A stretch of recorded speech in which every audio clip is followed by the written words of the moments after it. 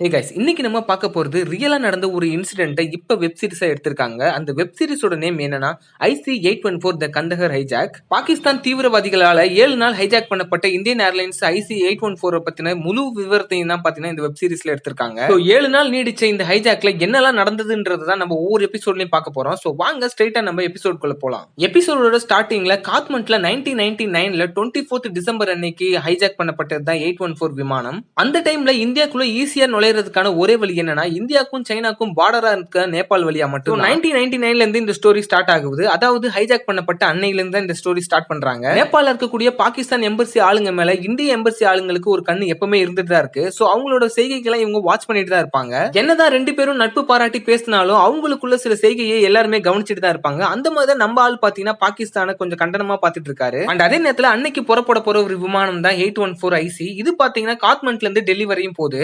கரெக்டா 4 o'clock departure ஆக போற விமானத்துல ஆல்ரெடி பேசஞ்சர் எல்லாருமே போர்ட் ஆக ஆரம்பிச்சிட்டாங்க. அண்ட் வரிசையா உள்ள வேலை செய்யற ஏர் ஹோஸ்டர்ஸ், கேப்டன் சொல்லிட்டு எல்லாருக்குமே ஒரு சின்ன இன்ட்ரோடக்ஷனும் கொடுக்குறாங்க. அண்ட் உள்ள ஏறி இருக்க பேசஞ்சர் ஒவ்வொருத்தரும் ஒவ்வொரு பிரச்சனையோடையும் ஒவ்வொருத்தரும் ஒவ்வொரு சந்தோஷத்தோடையும் தான் உள்ள வந்திருக்காங்க. ஆனா அவங்க யாருக்குமே தெரியாது இன்னும் கொஞ்ச நேரத்துல நம்ம தீவிரவாதிகளால கடத்தப்பட போறோம்னு சொல்லிட்டு. அண்ட் விமானத்தோட பைலட்டும் ஏர்கிராஃப்ட் ஸ்டார்ட் பண்றதுக்கு எல்லாமே கரெக்டா இருக்கான்னு சொல்லிட்டு 1க்கு 2 தடவை செக் பண்ணிட்டு இருக்காங்க. அண்ட் ஃபைனலா பாத்தீங்கன்னா அவங்க ஏர்கிராஃப்ட் டேக்அவே பண்றாங்க. காத்மண்டுல இருந்து இந்தியா வர்றதுக்கு நடுவுல இருக்குது ஃபுல்லாவே பாத்தீங்கன்னா மவுண்டன்ஸ் தான், அதுவும் ஹிமாலயன் மவுண்டன். சோ அத பத்திலாம் பாத்தீங்கன்னா பைலட் பேசஞ்சர் கிட்ட வாக்கி டாக்கில பேசிட்டு இருக்காரு. அண்ட் உள்ள பேசஞ்சரோட பேசஞ்சரா ஊடுருவல் செஞ்சிருக்க தீவிரவாதிகள் பாத்தீங்கன்னா அவங்க வேலையை கரெக்டா ஸ்டார்ட் பண்ண ஆரம்பிச்சிட்டாங்க. ஒரு பைலட்டை அடிச்சு போட்டுட்டு மத்த 2 பைலட்டை துப்பாக்கி முனையில பாத்தீங்கன்னா அவங்க நிப்பாட்டுறாங்க. அது மட்டும் இல்லாம அங்க இருக்கிற அப்பாவி பேசஞ்சர் கிட்டையும் பாத்தீங்கன்னா இவங்க ரொம்ப கொடூரமாவே நடந்துக்கிறாங்க. யாருக்குமே பாத்தீங்கன்னா ஈவு இறக்கமே காட்டல, எல்லாரையும் அடிக்கிறாங்க, பெண்கள்னு பாரபட்சம் பார்க்காம. தீவிரவாதியில ஒருத்தன் நாங்க இந்த பிளைட்டை ஹைஜாக் பண்ணிட்டோம் சொல்லிட்டு ஏர்போர்ட்டுக்கு பாத்தீங்கன்னா தகவலை கொடுத்துறான். இதன் மூலமா எல்லாருமே ரொம்பவே பேனிக் ஆகிறாங்க.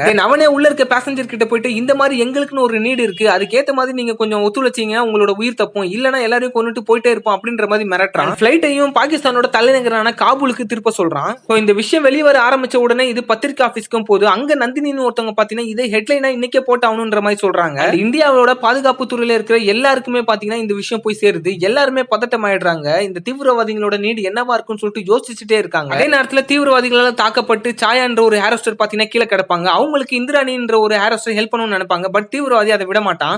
நானே போய் பாத்துக்கிறேன் சொல்லிட்டு அவனே போயிட்டு ஹெல்ப் பண்ண. உனக்கு ஒன்னும் மேஜரான ஆக்சிடென்ட் எதுவும் நடக்கல, மைனர் ஆக்சிடென்ட் தான், போயிட்டு இங்க இருக்கிற பேசஞ்சர் எல்லாம் எதுவுமே பண்ணாம பாத்துக்கோ, எங்களை பத்தி கொஞ்சம் சொல்லு அப்படின்ற மாதிரி சொல்லுவான். அண்ட் அதே நேரத்துல பைலட்டும் பாத்தீங்கன்னா அவரோட கடமை செய்யணும்னு நினைப்பாரு. இந்த மாதிரி இருக்கிற பேசஞ்சர் எல்லாருக்குமே நீங்க ஹைஜாக் பண்ணிட்டீங்கன்றது என் வாயால சொல்லணும், அதுதான் நடைமுறை அப்படின்னு.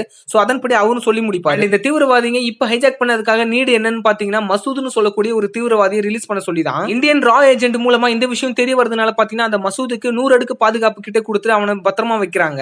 இதுல இருந்து என்ன தெரியுதுன்னா அவங்களோட நீடு என்னவா இருந்தாலும் சரி அந்த மசூது இந்த தீவிரவாதியை வெளியே விடக்கூடாதுன்றதுல இந்தியன் கவர்மெண்ட் தீவிரமாவே இருக்காங்க. அவனோட பாதுகாப்பை பலப்படுத்தி ஒரு இருட்டறையில அவனை அடைச்சிடுறாங்க. அண்ட் அதே நேரத்துல ஏர்கிராஃப்ட்ல பாத்தீங்கன்னா பேசஞ்சர் கிட்ட எல்லாருமே கொடுமையா தான் நடந்துக்கிறாங்க. ஆனா ஃபைனலா தான் ஒரு விஷயம் தெரிய வருது, ஏர்கிராஃப்ட்ல ஃபியூல் இல்லாதனால இது காபூல் வரைக்கும் போகாது, டெல்லிக்கு பக்கத்துல எங்கேயாச்சும் ஆல்டர்னேட்டிவா தரையிறக்கணும்னு சொல்லிட்டு. சோ இதுக்கப்புறம் அடுத்தடுத்த எபிசோட்ல என்னென்னலாம் நடக்க போகுதுன்றதை நம்ம வெயிட் பண்ணி பார்க்கலாம். ஸ்டே டியூன், பார்த்துட்டே இருங்க, கண்டிப்பா இன்ட்ரெஸ்டிங்கா தான் இருக்கும்.